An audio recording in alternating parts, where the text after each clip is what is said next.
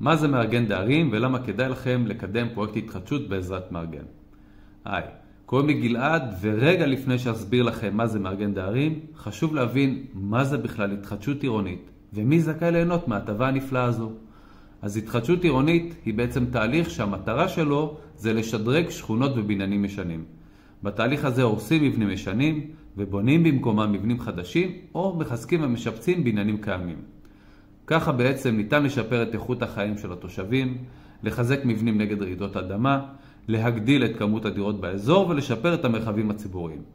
ובשביל לעשות את התהליך של התחדשות בבניין, עליכם לעמוד במספר קריטריונים. הבניין צריך להיות ישן, כלומר שהוא נבנה לפני 1980 והוא אינו עומד בתקן רעידות אדמה. צריך לוודא שהבניין אינו מיועד להריסה על פי תוכנית או צו בית משפט. צריך הסכמה של רוב הדיירים לקידום הפרויקט, ודבר נוסף ומאוד חשוב, צריך שהפרויקט יהיה רווחי ליזם. עכשיו בואו נניח שאתם עומדים בקריטריונים ואתם רוצים לעשות אצלכם פרויקט התחדשות. דרך אחת היא לעשות אותו בעצמכם. דרך שנייה היא להיעזר במארגן דיירים. עכשיו בכללי כדאי לדעת שפרויקטים של התחדשות עירונית הם סופר מסובכים ומורכבים. זה פרויקט שלוקח המון זמן. יש המון בעלי מקצוע שמעורבים בתהליך. צריך להיות בקיא בחקיקה, צריך לוודא ששומרים על זכויות הדיירים וחס וחלילה לא מעמידים את רווחת הדיירים בסכנה כלשהי. צריך להשקיע המון זמן בקידום של פרויקט התחדשות, בנוסף על כל אלו, לצערי, יש לא מעט רמאויות בתחום. ופה זה בדיוק המקום שבו נכנס מארגן דיירים בתמונה.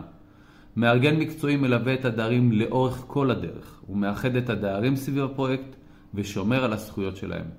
הוא מנהל את הפרויקט בשוטף ודואג לקדם אותו מהר ובצורה תקינה. הוא גם מביא אנשי מקצוע מתאימים, דואג להביא יזם שמתאים לפרויקט ולדיירים, וגם מוודא שהתהליך שקוף וברור לכולם. ומבחינת הדיירים, זה המצב האידיאלי. המארגן מטפל בכל כאב הראש של קידום הפרויקט, וגם מוודא שהתוצאה תהיה הכי טובה עבור הדיירים. שורה תחתונה, אם מארגן מקצועי אתם לא לבד. יש לכם אבא ואמא ששומרים עליכם ודואגים שהפרויקט יצא לפועל ובצורה הכי טובה שאפשר.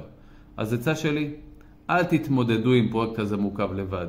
כדאי שתיתנו לאנשי מקצוע להוביל אתכם לבית חדש ולחיים חדשים. ואם יש לכם עוד שאלות, אתם מוזמנים לפנות אליי ואני אשמח לעזור לכם. להתראות.